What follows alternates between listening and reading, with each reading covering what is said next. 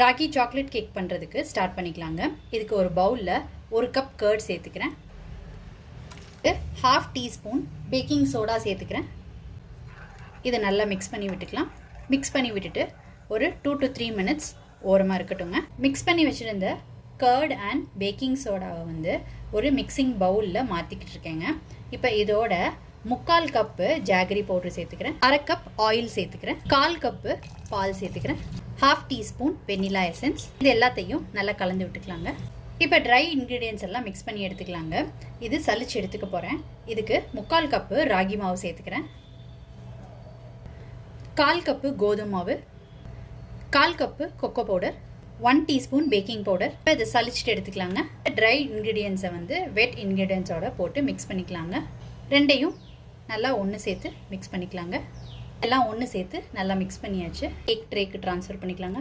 Cake tray வந்து oil apply பண்ணிவிட்டு butter paper போட்டு ரெடி பண்ணி வச்சுருக்கிறேன். ட்ரான்ஸ்ஃபர் பண்ணது பிறகு டேப் பண்ணிக்கோங்க. குக்கர் வந்து ஆல்ரெடி ப்ரீ ஹீட் பண்ணி ரெடி பண்ணி வச்சுருக்குறேங்க.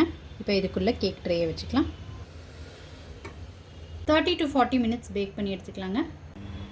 40 மினிட்ஸ்க்கு பேக் பண்ண கேக்கு சூப்பராக குக் ஆகிடுச்சுங்க. இப்போ குக்கர்லேருந்து வெளில எடுத்து வச்சு நல்லா ஆறுனதுக்கப்புறம் ஒரு பிளேட்டுக்கு மாற்றிக்கிட்டு பட்டர் பேப்பரை ரிமூவ் பண்ணி எடுத்துக்கோங்க. ராகி சாக்லேட் கேக் ரொம்ப சூப்பராக ரெடி ஆகிடுச்சுங்க. நல்ல ஒரு சாஃப்ட் அண்ட் ஸ்பாஞ்சி கேக்காக இருக்குது. இந்த கேக்குக்கு சாக்லேட் கனாஷ் ரெடி பண்ணிக்கலாம். ஒரு சாஸ் பேனில் கொக்கோ பவுடர் வந்து 1/2 கப் சேர்த்துக்கிறேன். கார்ன்ஃப்ளவர் மாவு 2 டேபிள் ஸ்பூன் சேர்த்துக்கிறேன். கொக்கோ பவுடர் எடுத்த அளவு சுகர் சேர்த்துக்கிறேங்க, 1/2 கப்பு. இப்போ பால் சேர்த்துக்கிறேங்க. கொஞ்சம் கொஞ்சமாக சேர்த்து கலந்து விட்டுக்கோங்க. கட்டி இல்லாமல் கரைச்சி எடுத்துக்கலாம். இப்போ நல்லா கலந்து விட்டுக்கிட்டாச்சு. அடுப்பில் வச்சு இதை நல்லா சுகர் கரையிற அளவுக்கு கலந்து விட்டுக்கலாங்க. அதே மாதிரி கொஞ்சம் திக்காக வரணுங்க. 2 to 3 மினிட்ஸு நல்லா கலந்து விட்டுக்கிட்டாச்சுங்க. பாருங்கள் நல்லா திக்காகிடுச்சு.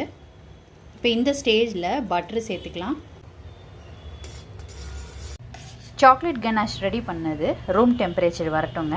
அதுக்கப்புறமாட்டி கேக்கில் ஸ்ப்ரெட் பண்ணிக்கலாம்.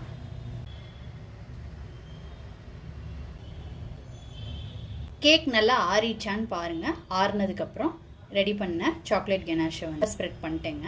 இப்போ கேக்கை மேலே டெக்கரேட் பண்ணிக்கலாங்க. இது ஆப்ஷனல் தான். ராகி சாக்லேட் கேக் ரொம்ப சூப்பராக ரெடி ஆயிடுச்சுங்க. நீங்கள் இந்த ரெசிபி கண்டிப்பாக ட்ரை பண்ணி பாருங்கள். தேங்க்ஸ் ஃபார் வாட்சிங்.